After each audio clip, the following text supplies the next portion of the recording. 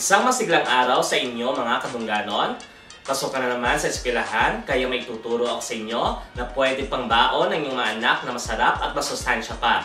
Ngayong araw ay tuturuan ko kayo kung paano gumawa ng eggplant patty. Excited na ba kayo? Tara!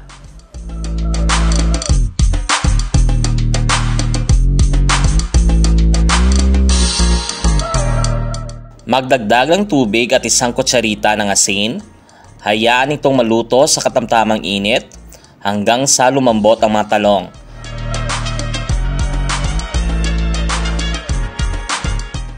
At ito ay hanguin na.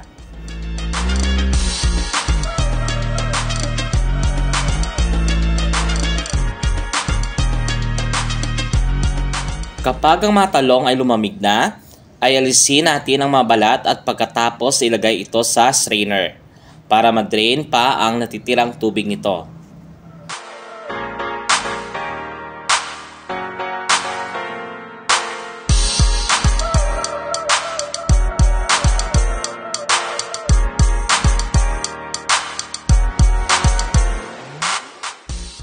Kapag ang mga talong ay lubusan ng na-drain, ay ipinong tatarin ang mga ito gamit ang isang kutsilyo.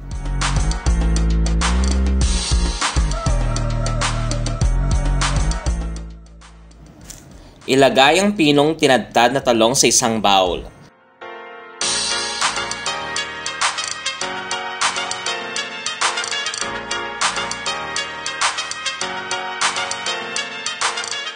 Kasama ang cheese, onion powder, garlic powder, at breadcrumbs. Pwede kayong gumamit ng ibang klase ng cheese na swak sa inyong budget para pandagdag ninamnam sa ating patty. Pagaluin ng mabuti ang mixture. Kung kinakailangan, magdagdag ng asin at paminta. Pagkatapos, idagdag ang itlog at i-mix ng mabuti.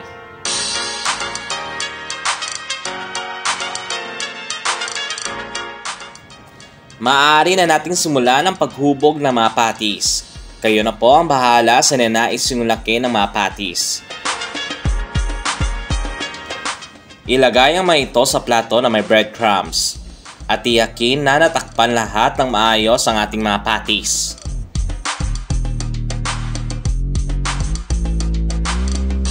Pwede na nating simulan ang pagprito sa mga ito. Kumuha ng kawali at maglagay ng mantika. Kapag ang mantika ay mainit na, maaari mong simulan ang paglalagay ng mga patties dito. Lutuin sa katamtamang apoy hanggang sa maging golden brown ang mga ito. Pagluto na ay i-transfer ito sa strainer na may tissue para ma-drain ang mga excess oil sa ating mga patties.